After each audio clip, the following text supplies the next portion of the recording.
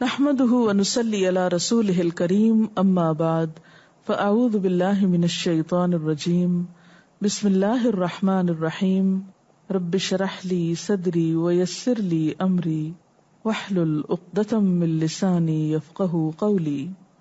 قرآن پاک میں اللہ سبحانہ وتعالی کا ارشاد ہے وَلَا يَغْتَبْ بَعْضُكُمْ بَعْضًا أَيُحِبُّ أَحَدُكُمْ أَن يَأْكُلَ لَحْمَ أَخِيهِ مَيْتًا فَكَرِهْتُمُوهُ وَاتَّقُوا اللَّهَ إِنَّ اللَّهَ تَوَّابٌ رَحِيمٌ۔ اور نہ کوئی کسی کی غیبت کرے، کیا تم میں سے کوئی اس بات کو پسند کرے گا کہ اپنے مرے ہوئے بھائی کا گوشت کھائے؟ اس سے تو تم ضرور نفرت کرو گے، تو غیبت نہ کرو اور خدا کا ڈر رکھو، بے شک اللہ توبہ قبول کرنے والا مہربان ہے۔ اس آیت مبارکہ میں غیبت کی ممانعت بیان کی گئی ہے۔ غیبت کیا چیز ہے؟ آپ صلی اللہ علیہ وسلم نے غیبت کی تعریف میں فرمایا ذکرک اخاک بما یکرہ، تمہارا اپنے بھائی کا ایسے الفاظ میں ذکر کرنا جسے وہ ناپسند کرے، یعنی ایسے الفاظ میں اس کو یاد کرنا، اس کی بات کرنا، اس کا ذکر کرنا جسے اگر وہ خود سنے تو اس کو اچھا نہ لگے، اس کو پسند نہ آئے۔ یہ ہے غیبت۔ حقیقت میں غیبت ایک بہت ہی ناپسندیدہ کام ہے، شرعی اعتبار سے، اخلاقی اعتبار سے، اور انسانوں کے باہمی تعلقات کو خراب کرنے والی چیز ہے۔ اس معاملے میں ایک مومن کو بہت محتاط رہنے کی ضرورت ہے، کیونکہ اللہ تعالیٰ نے اس کی ناپسندیدگی کا اظہار بہت شدید طریقے سے کیا ہے۔ اَيُحِبُّ أَحَدُكُمْ أَن يَأْكُلَ لَحْمَ أَخِيهِ مَيْتًا، کیا تم میں سے کوئی یہ پسند کرے گا کہ اپنے مردہ بھائی کا گوشت کھائے؟ یعنی بھائی کا گوشت، اور وہ بھی مرے ہوئے بھائی کا گوشت۔ گویا غیبت کرنے کو مردہ بھائی کے گوشت کھانے سے تشبیہ دی گئی۔ ذرا تصور میں لائیے کہ یہ کتنا مکروہ اور ناپسندیدہ فعل ہو سکتا ہے کہ کوئی شخص کسی انسان کی بوٹیاں نوچ نوچ کے کھا رہا ہو اور وہ اپنا دفاع بھی نہ کر سکے، وہ مرا ہوا ہو۔ یہ کس قدر غیر انسانی فعل ہو سکتا ہے، یعنی اس کے تو تصور سے بھی گھن آتی ہے۔ لیکن اس ناپسندیدگی کے باوجود ہم دیکھتے ہیں کہ ہمارے معاشرے میں یہ چیز بہت عام ہے۔ زبان کا استعمال کرتے وقت ہم بالکل بھی احتیاط نہیں برتتے، جو دل میں آتا ہے، جیسے جی چاہتا ہے، جیسے اپنے دل کو اچھا لگتا ہے ویسے ہی گفتگو کرتے رہتے ہیں۔ حالانکہ نبی صلی اللہ علیہ وسلم نے فرمایا تھا کہ جو شخص اللہ اور یوم آخرت پر ایمان رکھتا ہے اسے چاہیے کہ یا تو بھلائی کی بات کرے یا پھر خاموش رہے، اور غیبت بھلائی کی باتوں میں سے نہیں ہے۔ غیبت تو ان باتوں میں سے ہے جو بہت بڑے بگاڑ اور فساد کا سبب بنتی ہیں۔ ایک بہترین مسلمان کی پہچان کیا ہے کہ اس کے ہاتھ اور زبان سے دوسرے لوگ محفوظ رہیں، نہ کہ وہ ان کی بوٹیاں نوچ کے کھانے والا ہو، اور وہ بھی مردوں کی۔ مردہ سے تشبیہ اس لیے بھی دی گئی کہ مردہ کے ساتھ کچھ بھی ہوتا رہے وہ اپنا دفاع نہیں کر سکتا۔ اسی طرح جب کوئی شخص کسی کی پیٹھ پیچھے اس کی برائی کرتا ہے تو وہ اپنی صفائی پیش نہیں کر سکتا، اپنا دفاع نہیں کر سکتا، اپنے سے اس تکلیف کو دور نہیں کر سکتا، اس لیے اس کی قباحت اور بھی زیادہ ہو جاتی ہے۔ نبی صلی اللہ علیہ وسلم نے مسلمانوں کی جان، مال اور عزت تمام چیزوں کو حرام قرار دیا ہے۔ عموماً ہم کسی کو قتل کرنے کو بہت برا سمجھتے ہیں، قتل کرنا ایک بہت بڑا جرم ہے، کسی کی جان لینا۔ اسی طرح مال چرانا بھی بہت بڑا جرم سمجھا جاتا ہے۔ لیکن جب کوئی کسی کی عزت پہ ڈاکہ ڈالتا ہے، اس کی غیبت کرتا ہے، تو پاس بیٹھے لوگ بھی اس کو برا نہیں کہتے۔ یعنی چور کو دیکھ کے کوئی چپ نہیں رہے گا، قاتل کو دیکھ کے سب شور مچائیں گے، لیکن عزت پہ ڈاکہ ڈالنے والوں کو دیکھ کے، سن کے ساتھ شریک ہو جاتے ہیں لوگ۔ اسی لیے غیبت سننے والا بھی اتنا ہی بڑا مجرم ہے جتنا کرنے والا. اس لیے انسان اس معاملے میں بہت زیادہ احتیاط برتے اور بلا ضرورت کہیں بھی کوئی ایسی بات نہ کرے جس سے دوسرے کی عزت پر حرف آئے. ایک حدیث میں آتا ہے کہ رسول اللہ صلی اللہ علیہ وسلم نے فرمایا، ایک آدمی اللہ کی خوشنودی کی بات کرتا ہے اور وہ خیال نہیں کرتا کہ وہ اس کو اتنے اونچے مقام پر لے جائے گی، اللہ اس کے لیے قیامت کے دن تک اپنی رضامندی ثابت فرما دیتا ہے. اور ایک آدمی اللہ کی ناراضگی کی بات کرتا ہے اور اس کا خیال نہیں کرتا کہ وہ اس کو اتنا نیچے گرا دے گی، اور اللہ تعالیٰ اس شخص کے لیے قیامت کے دن تک اپنی ناراضگی ثابت کر دیتا ہے، یعنی پکا ناراض ہو جاتا ہے اس سے. خواہ کسی سے بھی گفتگو کی جا رہی ہو، بات صرف وہ کی جائے جو حق ہو. ایک اور حدیث میں آتا ہے، آپ صلی اللہ علیہ وسلم نے فرمایا، حضرت عقبہ بن عامر بیان کرتے ہیں کہ میں نے عرض کیا، یا رسول اللہ صلی اللہ علیہ وسلم، نجات کیسے ہو سکتی، کیسے ہمارا چھٹکارا ہوگا؟ کئی قسم کی غلطیاں کر جاتے ہیں ہم. کوئی ایسا طریقہ ہو، کوئی ایسی ٹپ ہو، کوئی ایسا نسخہ ہو کہ جس سے ہماری نجات ہو جائے اور ہم اللہ کی پکڑ سے بچ جائیں. تو آپ صلی اللہ علیہ وسلم نے فرمایا، امسک علیک لسانک، اپنی زبان روک کر رکھو. نجات چاہتے ہو، زبان روک کے رکھو، زبان کو احتیاط سے استعمال کرو، اور اپنے گھر میں رہو اور اپنی غلطیوں پہ روتے رہو. کیونکہ انسان جتنا زیادہ لوگوں کے ساتھ میل ملاپ کرتا ہے، جتنا زیادہ پبلک ڈیلنگ کرتا ہے، اتنی ہی زیادہ غلطیاں کرتا ہے. تو جب انسان دیکھے کہ اس سے غلطیاں زیادہ ہو رہی ہیں تو پھر اس میل ملاقات کو کچھ کم کر دے، اور جب غلطی ہو جائے تو اس پہ روئے کہ یا اللہ مجھ سے ہو گئی ہے تو مجھ کو معاف فرما دے.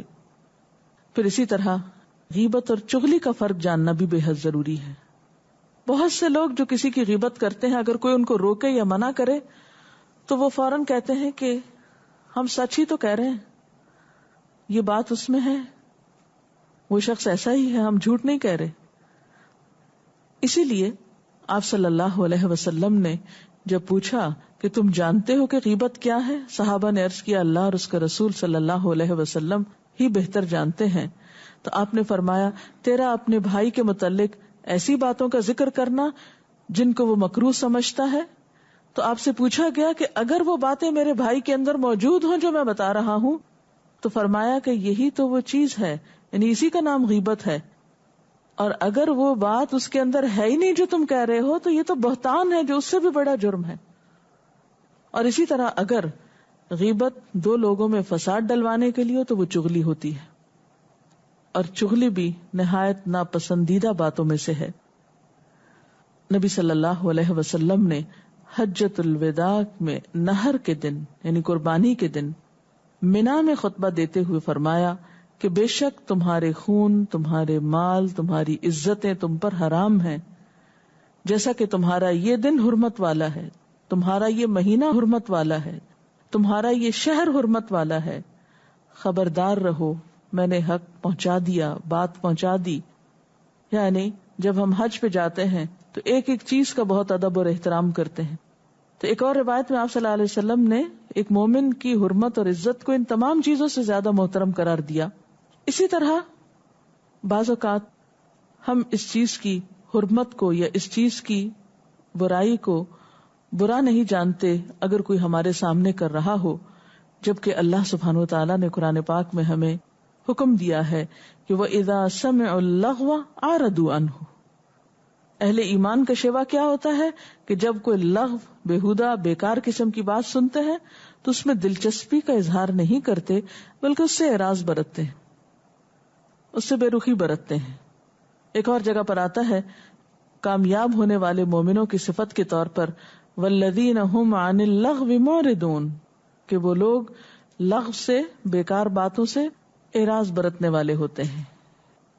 ایک شخص جس کے دل میں ایمان ہو، سچائی ہو، حق کی محبت ہو، پھر یہ نہیں ہو سکتا کہ اس کا ٹیسٹ یا اس کا ذوق اتنا بگڑا ہوا ہو کہ وہ صرف دلچسپی لے تو لوگوں کی برائیوں میں.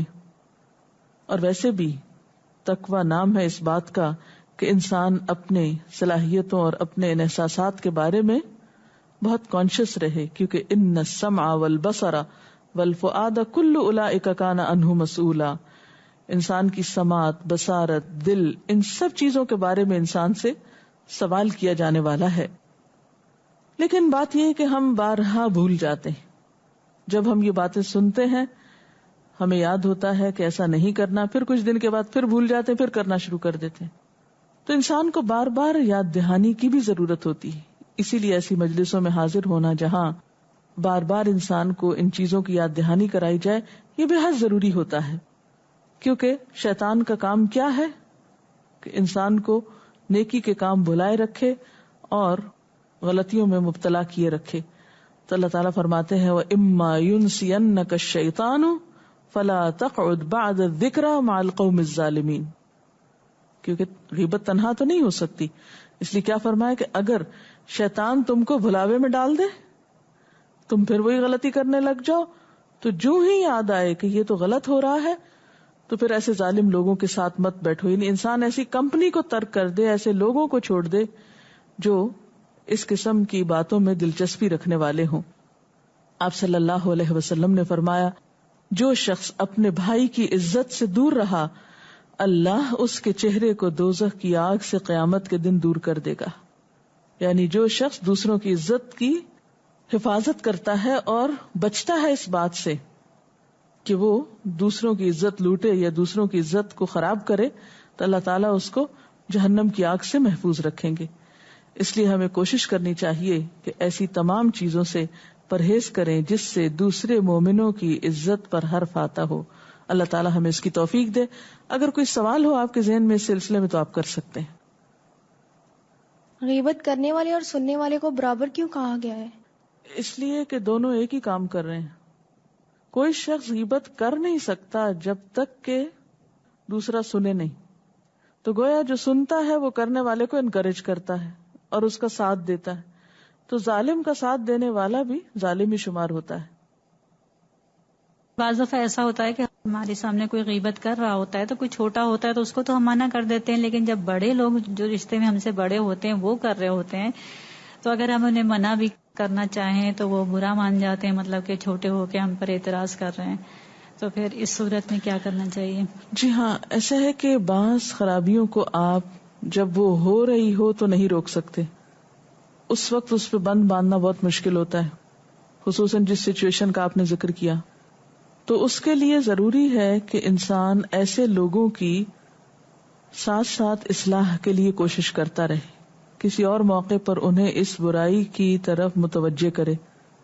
یعنی ہم عام طور پر برائی کے بارے میں غفلت کا شکار رہتے ہیں، اور جب کوئی کرنے لگتا ہے اس وقت ہمیں خیال آتا اوہ یہ تو نہیں ہونی چاہیے تھی. اب اس وقت بعض اوقات روکنے کی کوشش کرتے وہ رک نہیں پاتی. تو ایسی صورت میں آپ عام حالات میں اس کی اصلاح کی فکر کریں. یہ ایسا ہی ہے کہ جیسے اگر ہماری چھت میں کچھ سوراخ ہیں اور ہم ان کی اصلاح نہیں کرتے تو بارش کے آنے کے بعد یا بارش جب پڑ رہی ہو تو آپ ان کے اوپر بند نہیں باندھ سکیں گے، کیونکہ اس وقت تو بارش ساتھ ساتھ اس مٹی کو بہاتی جائے گی جس سے آپ اصلاح کی کوشش کریں گے. ہاں یہ ہو سکتا ہے کہ جب بارش تھم جائے تو بعد میں آپ غافل نہ ہوں، ان سوراخوں کو بند کرنے کے لیے فکر مند ہوں اور واقعی کر ڈالیں. تو جن لوگوں کے ساتھ آپ کا اٹھنا بیٹھنا ہے، دن رات گزرتے ہیں، اور جو آپ سے عموماً غیبت کرتے ہیں، ان کی اصلاح کی فکر کریں اور مختلف مواقع پر ان کو اس طرف متوجہ کریں، اس کی قباحت اور برائی کو بتائیں. غیبت کرنے والوں کا انجام کیا ہوگا؟ غیبت کرنے کا سب سے بڑا نقصان تو یہ ہے کہ غیبت کرنے والے کی نیکیاں اس کو دے دی جاتی ہیں جس کی وہ غیبت کرتا ہے. کتنا بڑا نقصان ہے نا.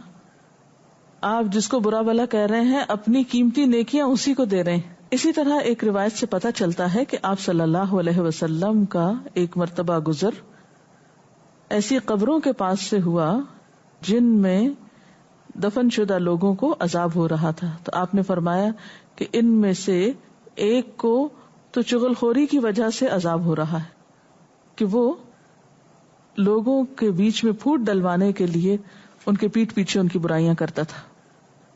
بعض اوقات ایسے ہوتا ہے نا کہ جب تک ہمیں کسی چیز کا نقصان پتہ نہ لگے وہ چیز چھوڑنی مشکل ہو جاتی ہے. تو کچھ ایسے نقصانات بتا دیں تاکہ یہ برائی چھوڑنی ہمارے لیے آسان ہو جائے. سب سے بڑا نقصان تو یہ جو میں نے ابھی عرض کیا کہ انسان اپنے اعمال سے ہاتھ دھو بیٹھتا ہے. پھر یہ ہے کہ انسان کے اندر ایک خوف جنم لیتا ہے کہ جس کی میں نے برائی کی اگر اس کو پتہ چل گیا تو کیا ہوگا. پھر اگر پتہ چل جاتا ہے تو تعلقات میں خرابی پیدا ہوتی ہے. پھر اسی طرح انسان اللہ تعالیٰ کی رحمت سے دور ہو جاتا ہے اور آخرت میں بندوں کے حقوق اس وقت تک معاف نہیں کیے جائیں گے جب تک کہ بندے معاف نہ کریں. ایک موقع پر آپ صلی اللہ علیہ وسلم نے فرمایا کیا تم جانتے ہو کہ سب سے زیادہ مفلس کون ہے؟ تو لوگوں نے کہا اللہ اور اس کا رسول صلی اللہ علیہ وسلم ہی زیادہ بہتر جانتے ہیں. تو آپ نے فرمایا کہ ایک شخص قیامت کے دن پہاڑ برابر نیکیاں لے کر آئے گا لیکن اس کے ساتھ ہی کسی کا حق مارا ہوگا, کسی کی کسی طرح حق تلفی کی ہوگی. اب ہر شخص اپنا اپنا حق لینے کے لیے آ جائے گا. اب اس دن حق انسان کی نیکیوں میں سے دلوایا جائے گا. اب حقدار آ کر اس شخص کی نیکیاں لیتے جائیں گے حتیٰ کہ اس کے پاس ایک نیکی بھی نہیں بچے گی. اور پھر ابھی بھی کچھ حقدار باقی ہوں گے تو ان کے گناہ اس شخص کے پلے میں ڈال دیے جائیں گے اور یہ ان کی سزا اپنی سزا کے ساتھ بھگتنے کے لیے جہنم میں پھینک دیا جائے گا. یہ کتنا بڑا سبق ہے اس بات میں کہ انسان دنیا میں دوسروں کا برا کرے اور آخرت میں ان کے گناہ بھی اپنے سر پہ لے اور ایک وبال سے دوچار ہو. اگر غیر شعوری طور پہ باتوں باتوں میں غیبت ہو جائے اور پھر بعد میں احساس بھی ہو تو کیا کیا جائے؟ کیا اس شخص کو بتایا جائے جا کے اور معافی مانگی جائے یا کچھ اور؟ اس میں یہ ہے کہ انسان نمبر ایک تو اللہ تعالیٰ سے گڑ گڑا کے معافی مانگے. دوسرے یہ ہے کہ اس شخص کے حق میں دعا کرے. تیسرے یہ کہ اگر مزید فساد کے پھیلنے کا اندیشہ نہ ہو تو اس کو بتا دے. ورنہ عام طور پہ کیا ہوتا ہے کہ اگر آپ کسی کو یہ جا کے بتائیں کہ میں نے فلاں سے تمہاری غیبت کی ہے تو اس سے بسا اوقات تعلقات میں اور بگاڑ پیدا ہونے کا اندیشہ ہوتا ہے. تو ایسی صورت میں جنرلی معافی مانگ دے کہ مجھ سے اگر تمہارے حق میں کوئی کمی بیشی ہو گئی ہو تو تم مجھ کو معاف کر دو. تو انشاءاللہ تعالیٰ اس سے بھی بہتری ہوگی اور آئندہ کے لیے پھر اس سے بچے. غیبت کرنے میں کیا نفسیات ہوتی ہیں؟ بعض اوقات تو انسان تکبر کا شکار ہوتا ہے. وہ صرف اپنی بڑائی چاہتا ہے, کسی اور کی بڑائی اس کو پسند نہیں آتی تو اس کو لیٹ ڈاؤن کرنے کے لیے, ذلیل کرنے کے لیے, لوگوں کی نگاہوں میں گرانے کے لیے وہ اس کو برا بھلا کہنا شروع کر دیتا ہے. بعض اوقات اور اسباب بھی ہوتے ہیں. کیا کوئی ایسا موقع ہو سکتا ہے جہاں غیبت کرنے کی اجازت ہو؟ جی ہاں, ہر چیز میں استثنائی صورتیں موجود ہوتی ہیں, ایکسیپشنل صورت ہوتی ہے. مثلا قرآن پاک میں آتا ہے لا يحب اللہ الجہر بالسوء من القول الا من ظلم. اللہ تعالیٰ پسند نہیں کرتا برائی کو کھلے لفظوں میں بیان کرنے کو مگر یہ کہ جس پہ ظلم ہو. اب مظلوم شخص جو ہے اس کو حق ہے کہ وہ اپنے ظلم کی داستان کسی کو سنائے. مثلا اگر ایک خاتون پر گھر میں ظلم ہوا ہے یا کسی بھی شخص نے دوسرے پر ظلم کیا ہے, اب وہ مدد چاہتا ہے, اپنے ظلم کا ازالہ چاہتا ہے, تو ایسی صورت میں وہ لازماً کسی ایسے شخص کے پاس جائے گا جو اس کی مدد کرے, اور اس مدد کے حاصل کرنے میں وہ ظلم کی داستان جب سنائے گا تو لازماً ظلم کرنے والے کی غیبت ہوگی. اسی طرح بعض لوگ جو اہل ایمان کے اجتماعی معاملات کے ذمہ دار ہوتے ہیں, ان کے اندر اگر کچھ ایسی غلطیاں ہیں یا ایسی خرابیاں ہیں کہ جن کی اصلاح ضروری ہے اور ایک شخص خود اصلاح کرنے پر قادر نہیں, تو وہ کسی ایسے شخص کو اس طرف متوجہ کرے کہ جس سے وہ اصلاح کر سکے اور اس شخص کی بھلائی مطلوب ہو. اس میں کسی قسم کا انتقام لینا یا کوئی بری نیت شامل نہ ہو, تو اس صورت میں بھی کسی حد تک رخصت ہو سکتی ہے. اسی طرح بعض اوقات کسی نے کہیں رشتے کا پیغام ڈالا ہے, اب وہ شخص کسی سے اس کے بارے میں تحقیق تفتیش کرنا چاہتا ہے, تو اس صورت میں جس سے پوچھا جا رہا ہے اگر اسے اس کی اچھائی برائی کچھ معلوم ہے اور وہ بتا دیتا ہے تو یہ بھی غیبت میں نہیں آئے گا. ان چیزوں کی مثالیں ہمیں سنت میں بھی ملتی ہیں, لیکن عام حالات میں بیکار کی گفتگو بلا وجہ بلا مقصد, کبھی ایک کو برا بلا کہنا کبھی دوسرے کو, اس کی کوئی اجازت یا گنجائش نہیں ہے. میں یہ پوچھنا چاہتی ہوں کہ بعض فیملیز اکٹھی ہوتی ہیں کسی بھی تہوار میں کسی بھی اس پہ, تو بیٹھ کے ڈسکس کرتے ہیں آپس میں فیملی والوں کو کرتے ہیں، اوروں کو کرتے ہیں، تو جب ان سے کہا جائے کہ نہیں بات کریں، یہ تو اس طرح غیبت ہو گئی، تو وہ کہتے ہیں کیا ہم بات نہ کریں، تو جسٹ بات کر رہے ہیں. بات ضرور کریں لیکن اچھی بات کریں. کیا ہم اکٹھے ہو کر کسی کی عزت لوٹ کر ہی بیٹھ کے خوش ہوتے ہیں؟ آخر ہمارا ایسا ہی ٹیسٹ کیوں بن گیا؟ مفید قسم کی گفتگو ہو سکتی ہے جو ہم کر سکتے ہیں. تو بات یہ ہے کہ ہم سب کو اپنے مزاج، اپنے اخلاق کو اللہ اور اس کے رسول صلی اللہ علیہ وسلم کی مرضی کے مطابق اور تعلیمات کے مطابق ڈھالنے کی ضرورت ہے، اور اسی میں ہماری نجات اور فلاح ہے. آخر میں ایک دو حدیثیں اور سنانا چاہوں گی. نبی صلی اللہ علیہ وسلم نے فرمایا، لا يدخل الجنت نمام، جنت میں چغل خور داخل نہیں ہوگا، کیونکہ اگر اس کو جنت میں داخل کر دیا جائے تو وہ تو اہل جنت کے درمیان بھی شاید پھوٹ ڈلوا دے اور وہاں کا ماحول بھی بگاڑ دے، اس لیے اس کو باہر ہی رکھا جائے گا. ایک اور جگہ پر آتا ہے لا يدخل الجنت قطات، اس کا مفہوم بھی کچھ یوں ہی ہے کہ چغل خور جنت میں داخل نہیں ہوگا. آپ صلی اللہ علیہ وسلم نے یہ بھی فرمایا کہ مجھے میرے صحابہ کے بارے میں کچھ نہ پہنچایا جائے، اس لیے کہ میں اس بات کو پسند کرتا ہوں کہ جب میں تمہارے پاس آؤں تو میرا سینہ صاف ہو، یعنی میں ہر ایک کے بارے میں اچھا گمان رکھتا ہوں. اللہ تعالیٰ سے دعا ہے کہ وہ ہمیں بہترین سنت کے مطابق زندگی بسر کرنے کی توفیق عطا فرمائے. وآخر دعوانا ان الحمد للہ رب العالمین. سبحانک اللہم وبحمدک، نشہد ان لا الہ الا انت، نستغفرک ونتوب الیک.